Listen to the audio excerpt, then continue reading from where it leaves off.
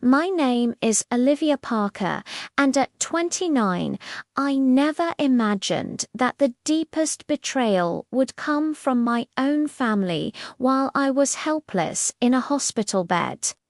It all started 3 weeks after a brutal car crash. I was just starting to regain some awareness when I overheard my sister Amanda talking just outside my room. "She's obviously faking it for attention," she said, her voice dripping with scorn. "Look at her, sitting there in that wheelchair like some kind of victim." My hands gripped the armrests, my knuckles turning white. Faking it. The crash had shattered my leg and broken 3 of my ribs. The pain was constant, a fiery reminder of what I'd survived. But apparently, that wasn't enough proof for them. Then, my parents' voices joined in.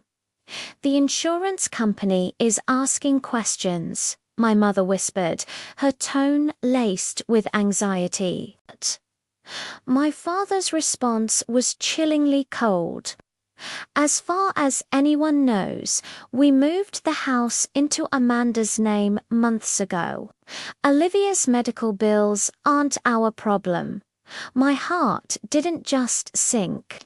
It plummeted. The house. They were talking about my grandmother's cottage, the one she'd left specifically to me in her will. It wasn't just a house. It was my home, my sanctuary, and they had stolen it from me while I was fighting for my life. That night, my physical therapist, Dr. Torres, came in for my session. She took one look at my face and said, "You look upset. The dam broke." I told her everything I'd heard.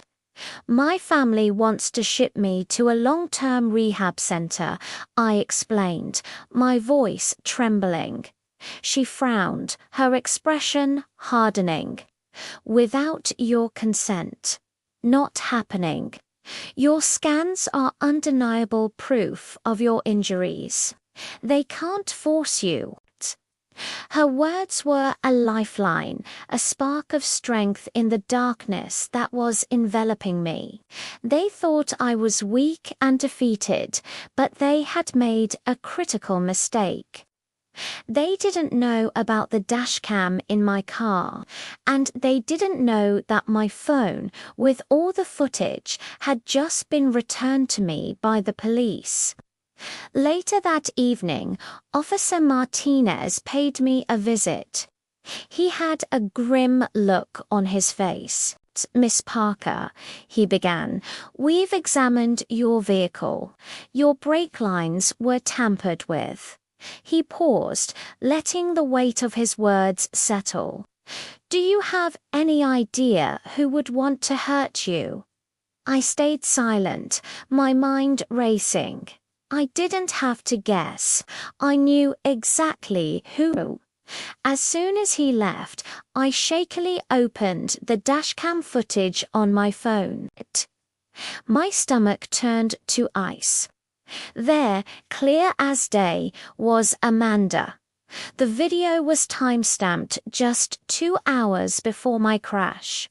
She was crouched by the front wheel of my car, her face illuminated by her phone's screen.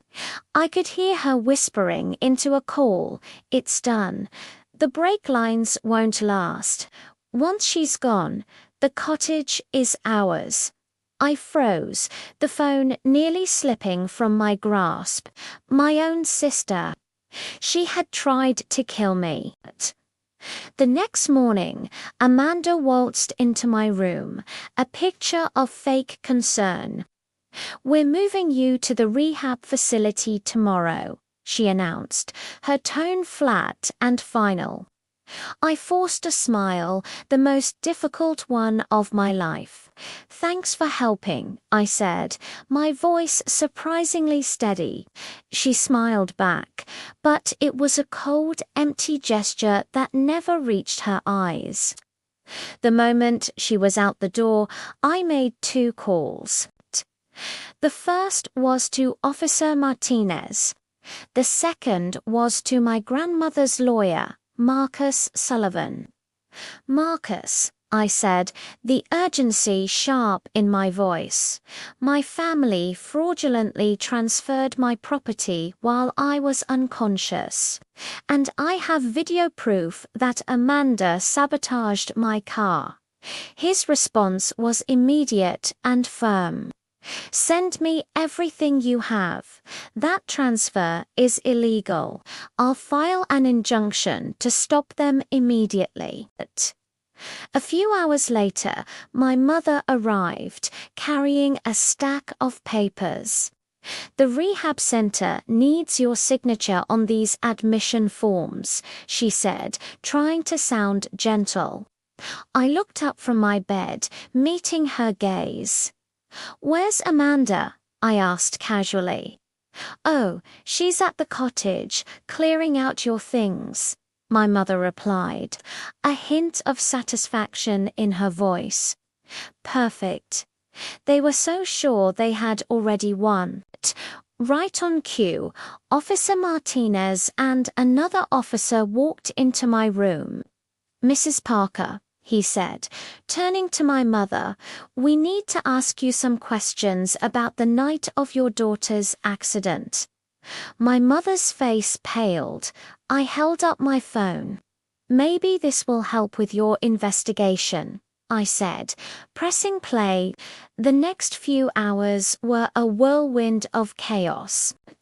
My parents were taken away for questioning.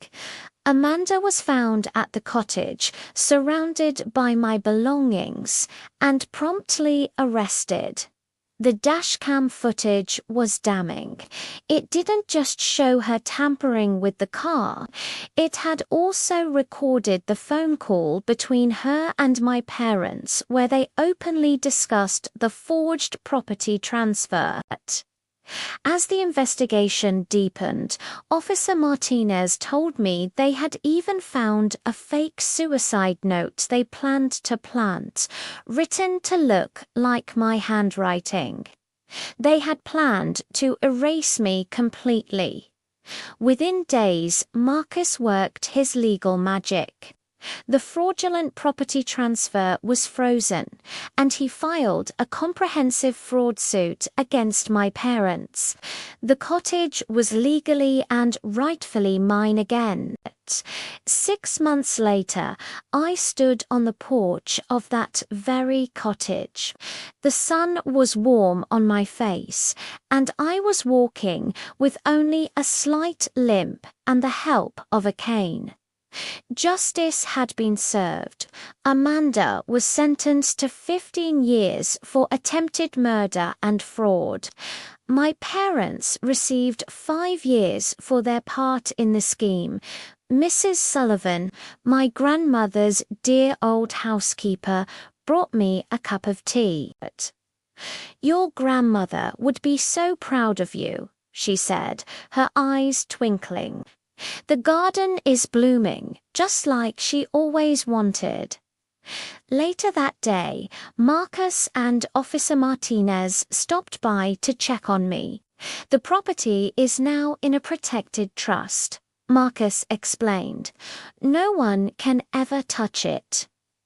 Officer Martinez added, "We found letters Amanda had written. She'd been planning this for years, consumed by jealousy." That news should have broken me, but instead I just felt free. Free from their poison, their greed, their lies.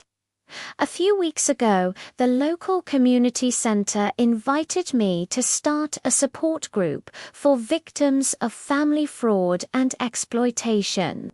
I said yes, without hesitation. My story, as painful as it was, could be a beacon of hope for others, a way to help them find their own strength.